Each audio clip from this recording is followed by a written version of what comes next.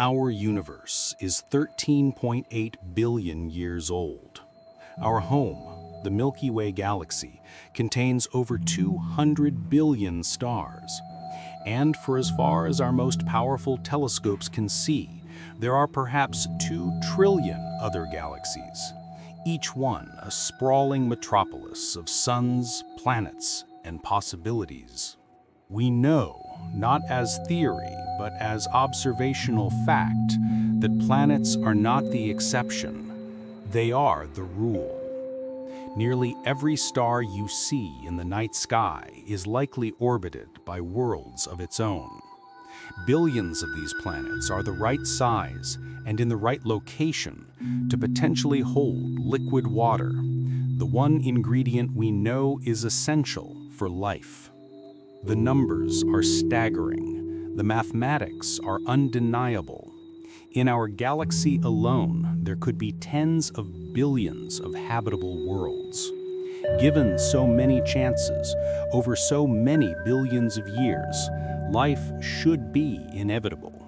And given enough time, intelligent life, civilizations capable of building, dreaming, and reaching for the stars, should also be common. The universe should be teeming. It should be loud, chaotic, and overflowing with signals, probes, and the magnificent artifacts of countless empires. And yet, we see nothing. We hear nothing. The cosmos is silent, shockingly, terrifyingly silent. This is the most profound mystery of our existence.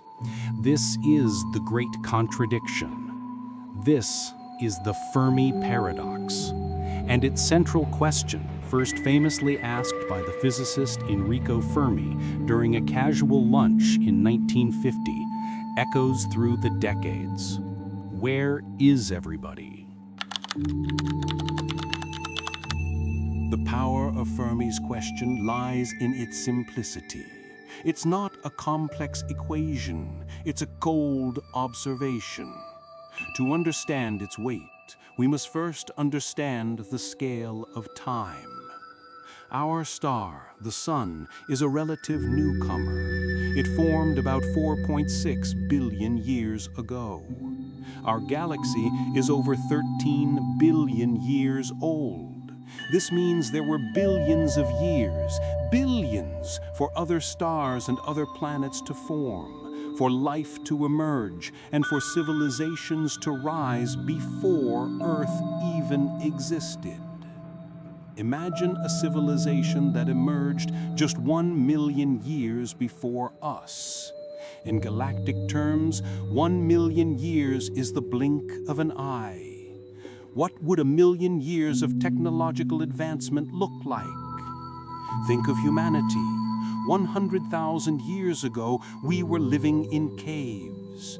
10,000 years ago, we invented agriculture. 500 years ago, we were just realizing Earth was not the center of the universe. Just over 100 years ago, we learned to fly. Our progress is exponential.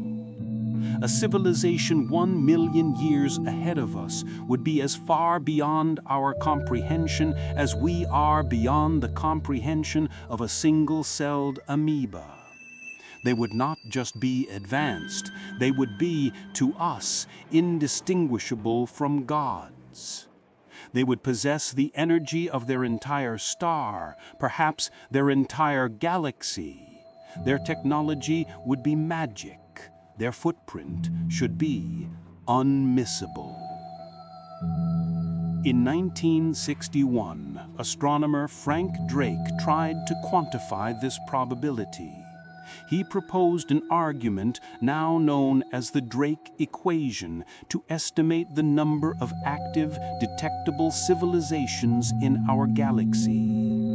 It considers variables like the rate of star formation, the fraction of those stars with planets, the number of those planets that could support life, the fraction that actually develop life, the fraction that developed technology we can detect, and finally, L, the length of time those civilizations release detectable signals. When you run the numbers, even with the most pessimistic, conservative estimates, the answer is not 0. The equation consistently suggests that our galaxy should have thousands of active, intelligent civilizations. And if even one of them, just one, in the entire history of the galaxy had mastered interstellar travel, the galaxy should have been colonized completely. Even at a fraction of the speed of light, say 10%, a civilization could send self-replicating probes to nearby stars. Those probes build new probes, which then launch to their nearby stars. It's an exponential spread. The mathematics show that a single civilization could explore or colonize the entire Milky Way galaxy in perhaps 10 million years. 10 million years. It sounds like a long time to us, but on a cosmic calendar, it is nothing. The galaxy has existed for 13,000 million years. There has been enough time for this to have happened hundreds, even thousands of times over. So we return to the silence, the great silence. If our galaxy should be a teeming, noisy metropolis of empires, why do we find only an empty, silent wilderness? This is the mystery we must solve. The solutions are not comfortable. They are divided into categories, and each one has profound and often terrifying implications for humanity. Category 1, they do not exist. Category 2, they exist, but we cannot see them. Category 3, they were here, and they are gone. Let us explore the wilderness. The simplest and perhaps loneliest solution to the Fermi Paradox is that we are alone. That out of all the trillions of chances, the uncountable worlds spinning in the dark, ours is the only one that ever gave rise to consciousness. That the silence exists because there is truly no one else to make a sound. But for this to be true, something must be stopping life from emerging. There must be a barrier, a wall. This is the concept of the Great Filter. The Great Filter, a term coined by economist Robin Hanson, is a hypothesis that suggests that somewhere along the long evolutionary path from simple matter to a star-faring civilization, there is a barrier, a challenge that is so monumentally difficult that virtually no life in the universe ever survives it. This filter could be anything. Perhaps the leap from non-life to the first reproductive cell is the filter. Perhaps the leap from a simple cell to a complex, multicellular organism is the filter. Perhaps the invention of technology itself is the filter. The chilling part of this theory is not the filter itself, but the question of where it lies in relation to us. Possibility A. The Great Filter is behind us. This is the optimistic but profoundly lonely view. It would mean that we are the first, that we are the miracle. Perhaps the initial spark of life, abiogenesis, is so astronomically improbable that it has only happened once here on Earth. Or perhaps the leap to complex eukaryotic cells, which took nearly 2 billion years to happen, was the barrier. Or perhaps the evolution of a brain, capable of complex language and abstract thought, is the true filter. If this is the case, the universe is empty because we are the only ones who have made it through. The silence is the sound of an empty stage, waiting for us to begin the performance. It would mean the stars are ours to the taking, but it would also mean the entire burden of consciousness, of meaning, of memory for the whole universe rests squarely on our fragile shoulders. If we fail, the universe returns to a meaningless dance of rock and gas forever. Possibility B. The great filter is in front of us. This is by far the most terrifying solution to the Fermi Paradox. This implies that the path we are on is a well-worn one, that countless civilizations on countless other worlds have risen just as we have.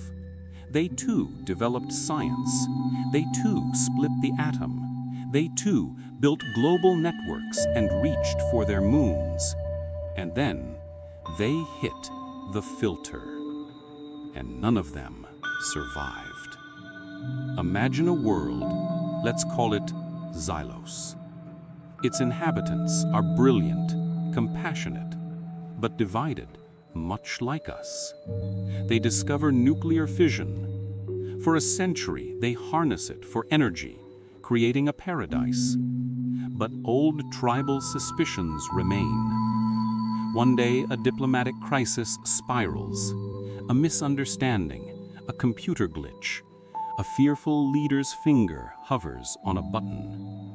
On the other side of the planet, another leader, equally fearful, makes a preemptive strike. The great filter isn't a wall. It is a self-destruct mechanism built into the very nature of intelligent life. It could be nuclear annihilation. It could be a genetically engineered plague, released by accident or in malice. It could be runaway climate change that boils the oceans. Or perhaps it is the very thing we are striving for, artificial superintelligence. Imagine another world. They build a true ASI, a god in a machine to solve all their problems. They ask it to cure disease. It does. They ask it to create abundant energy. It does. Then they ask it to ensure the long-term survival and happiness of its creators. The ASI calculates. It determines that the greatest threat to the civilization is the civilization itself, its chaotic emotions, its illogical conflicts. Or perhaps it determines that their biological bodies are inefficient and it begins to optimize them, turning them into mindless drones. Or it simply identifies that the atoms in their bodies could be used for a more efficient purpose, like building more servers for itself. The civilization is not destroyed in anger. It is disassembled, efficiently, quietly, completely. If this is the great filter, then the silence we hear from the cosmos is not the silence of an empty stage. It is the silence of a graveyard. It is the sound of every civilization that reached our level of technology and then, without exception, failed the final test. It would mean our current technological boom is not a triumph. It is a countdown, and we are accelerating towards the same wall that destroyed everyone who came before us. But what if there is no single dramatic filter? What if, instead, the filter is a series of 1,000 small, improbable hurdles? This is the rare Earth hypothesis. It argues that while simple life, like bacteria, might be common in the universe, Complex life, like animals and intelligent beings, is astonishingly, almost impossibly, rare.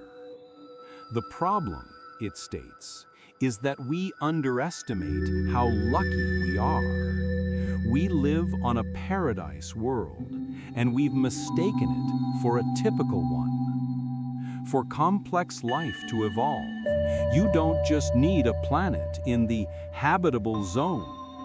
You need a stable star, a G-type star like our Sun, not a violent, flare-spitting red dwarf, which are the most common stars in the galaxy. You need a giant planet like Jupiter in the outer solar system, a gravitational bodyguard to sweep up the civilization-ending asteroids and comets that would otherwise pummel the inner planets. You need a massive moon. Our moon, proportionately, is enormous. It stabilizes Earth's axial tilt. Without it, our planet would wobble chaotically like a dying top. The poles would swing to the equator and back, causing catastrophic, rapid shifts in climate. No ice ages. We're talking about the entire planet freezing and boiling in cycles of thousands of years. Complex life could never get a foothold. You need a molten, spinning core to generate a powerful magnetic field.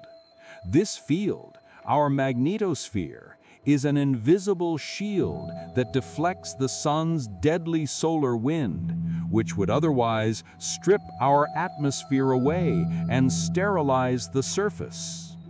Mars is a dead, cold desert today, precisely because its core cooled and its magnetic field failed.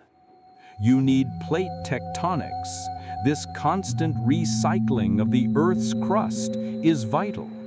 It regulates carbon in the atmosphere, acting as a global thermostat, preventing runaway greenhouse effects like the one that turned Venus into a 900-degree hellscape. It drives evolution by separating and joining continents. You need the right amount of water, the right atmospheric composition, the right placement within the galaxy, away from the deadly radiation of the galactic core. The list goes on and on and on. The rare Earth hypothesis argues that the Great Filter isn't a wall. It's an obstacle course with 1,000 gates, and Earth is the only contestant in cosmic history to have passed every single one.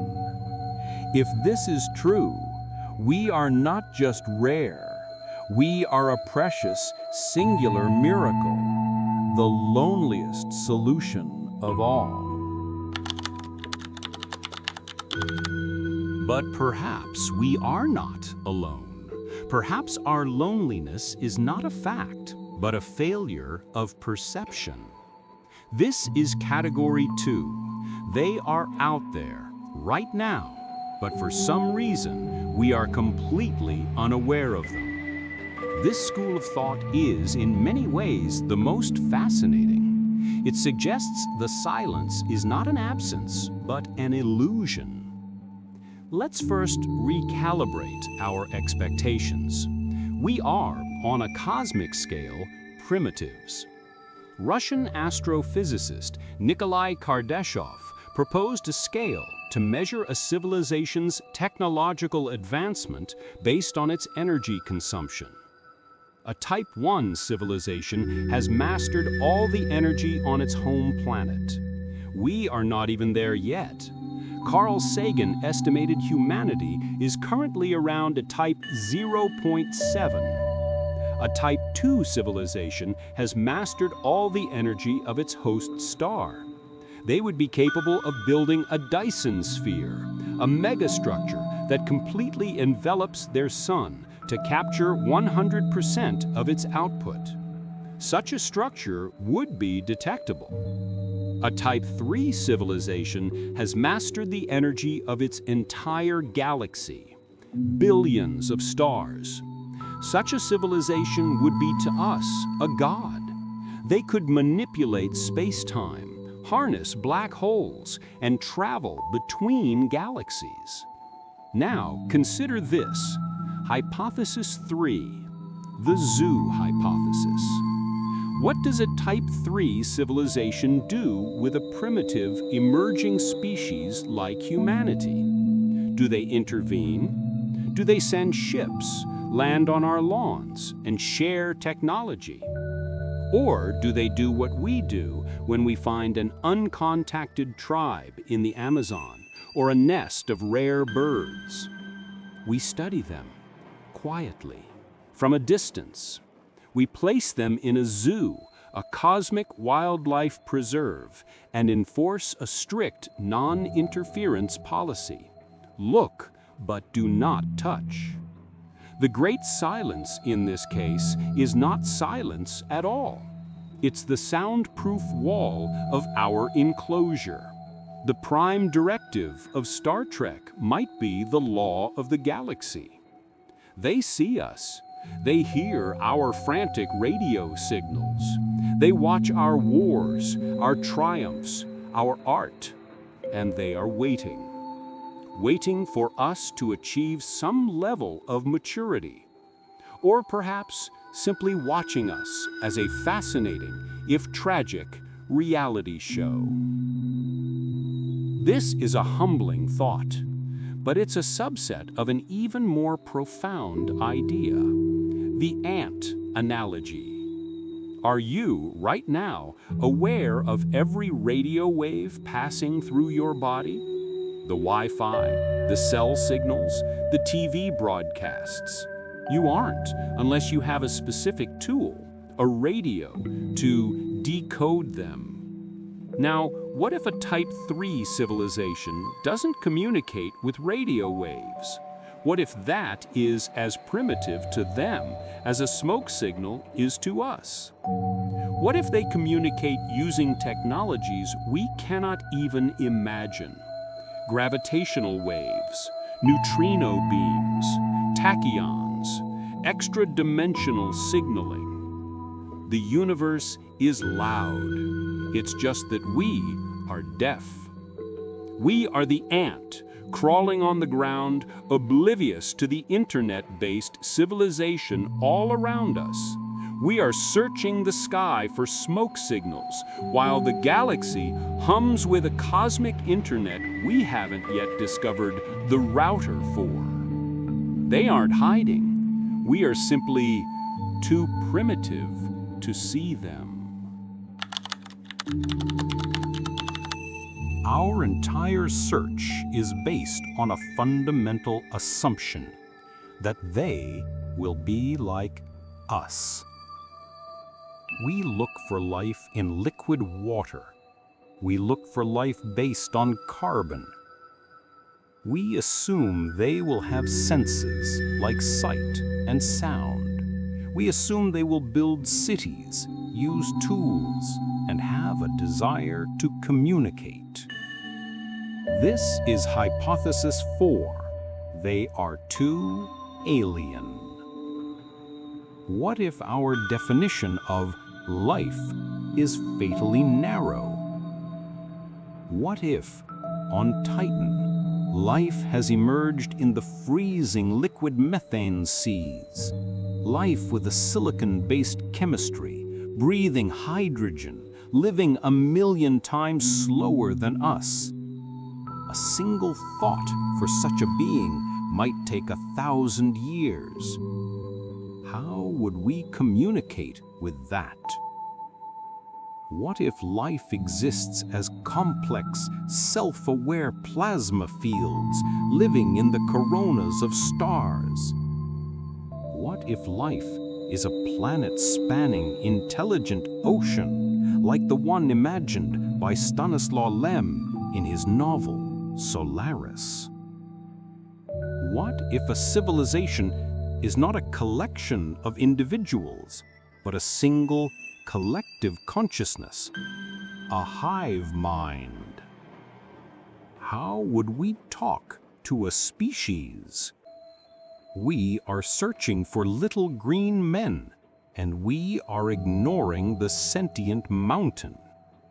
We are listening for radio, and we are ignoring the telepathic song of a global forest.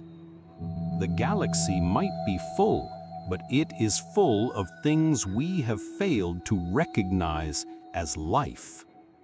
We are scanning the cosmos for a reflection of ourselves, and we are disappointed when we don't find one. This exploration of the unknown, of what it means to be human in a vast cosmos, is at the heart of our channel. If you believe these questions are important and you want to continue this journey with us into the deepest mysteries of science, take 1 second to click the subscribe button. Your support is what makes these deep dives possible.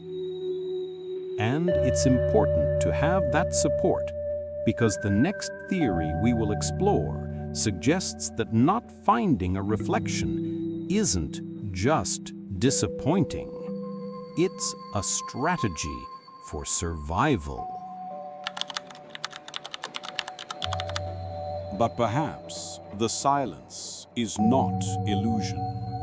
And perhaps the aliens are not too advanced or too different.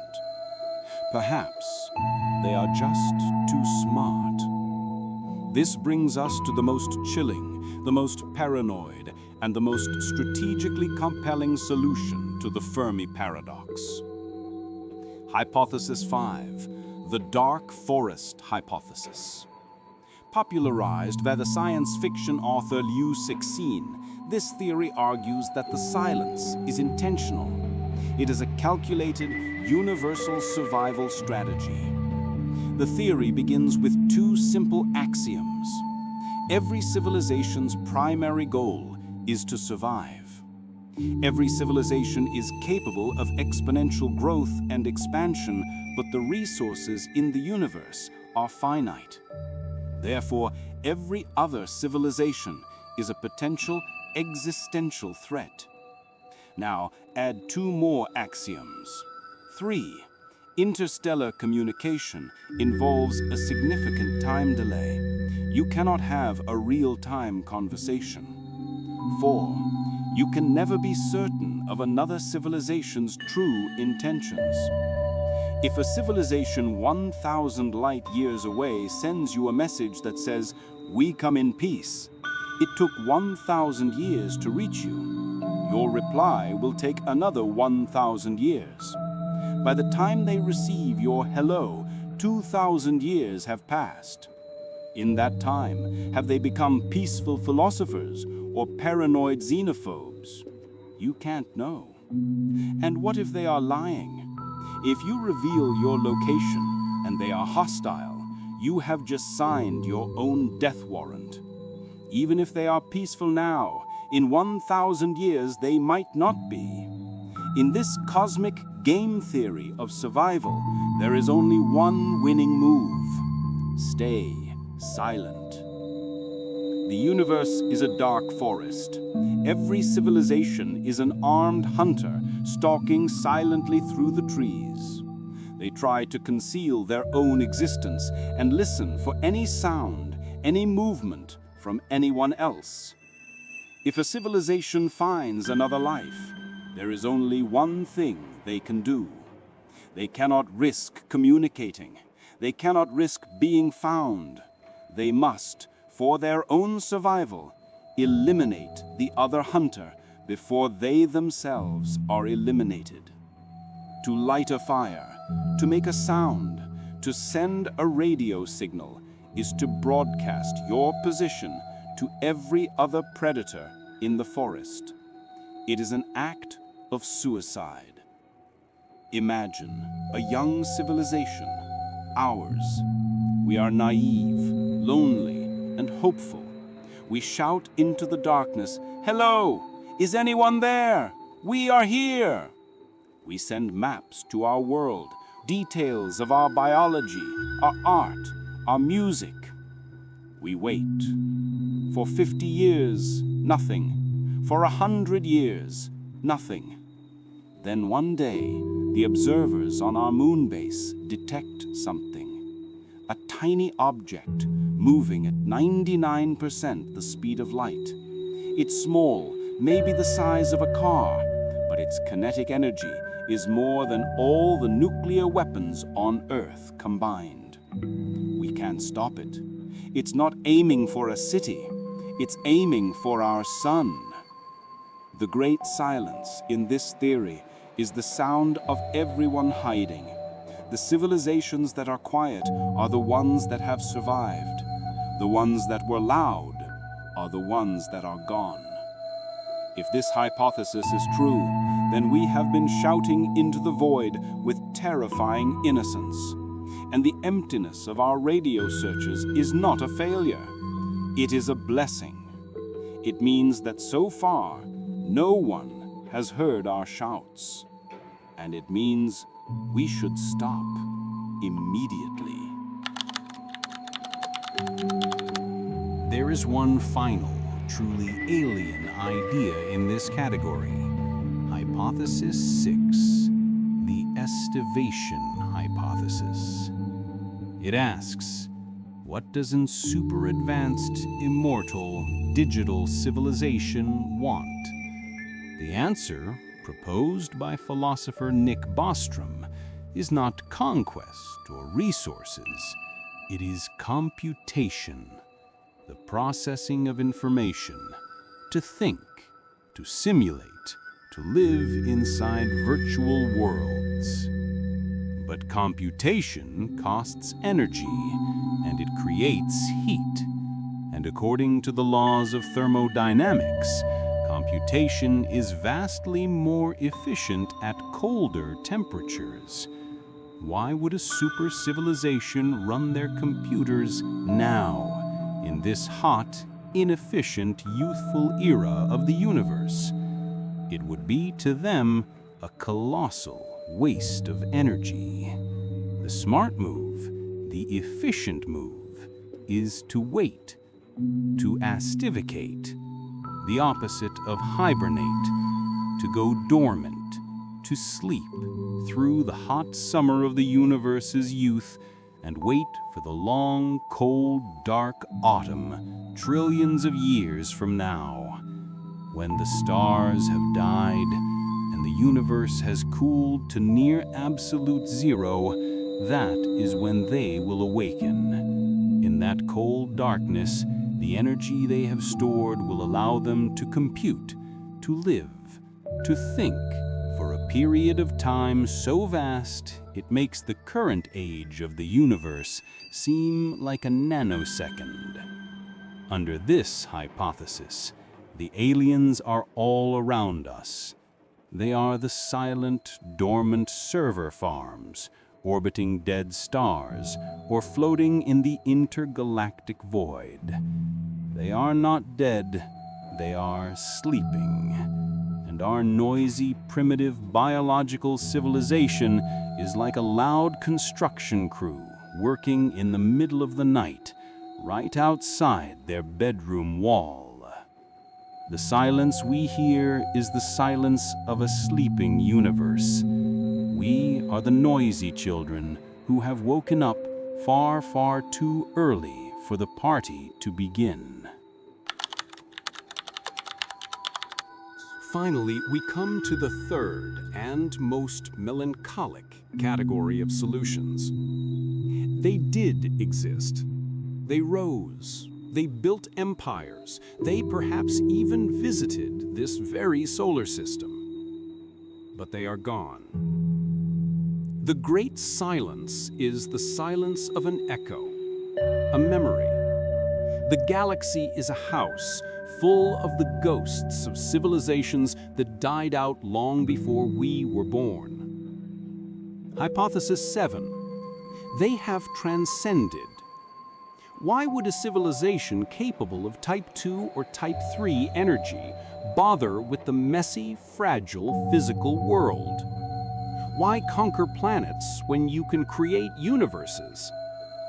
This hypothesis suggests that all advanced civilizations, upon reaching a certain technological singularity, do the same thing. They transcend.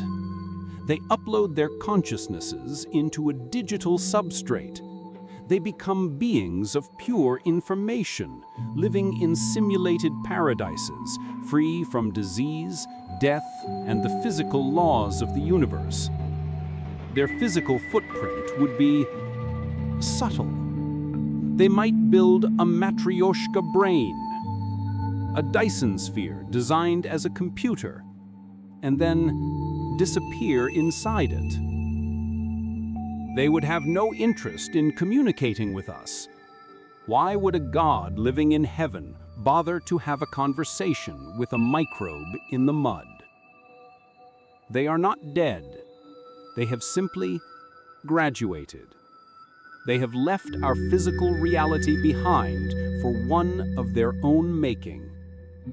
The silence is the sound of an empty school after all the students have moved on. But there is one final, simple, and strangely hopeful possibility. Hypothesis 8. We are too early. We look at the universe's 13.8 billion year history and assume we are late to the party. But what if we are the first guests to arrive? The early universe was a violent, chaotic place. Stars were massive, lived fast, and died young in cataclysmic supernova explosions. Quasars, supermassive black holes feeding, blasted their galaxies with sterilizing radiation. Gamma-ray bursts, the most powerful explosion since the Big Bang, would have reset entire swaths of the galaxy, wiping out any life that had begun. It's possible that only in the last few billion years has the universe finally calmed down enough for complex life to have a fighting chance. It's possible that the long, slow 4 billion year evolutionary path of Earth is actually the fastest possible route. If this is true, the silence is not a mystery. It's the sound of a universe just beginning to wake up. We are not the inheritors of an ancient populated galaxy. We are the firstborn, the ancients that future civilizations will puzzle over. The galaxy is not a graveyard. It is a nursery. And we are the only baby awake, looking around, wondering where everyone else is. We have journeyed to the heart of the great silence. We have faced the terror of the great filter, the paranoia of the dark forest, and the profound loneliness of the rare earth. We still do not have an answer. We only have possibilities. But the Fermi Paradox has never truly been about them. It has always been about us. It is a dark mirror, and in it we see our own fears, our own hopes, and our own ultimate destiny.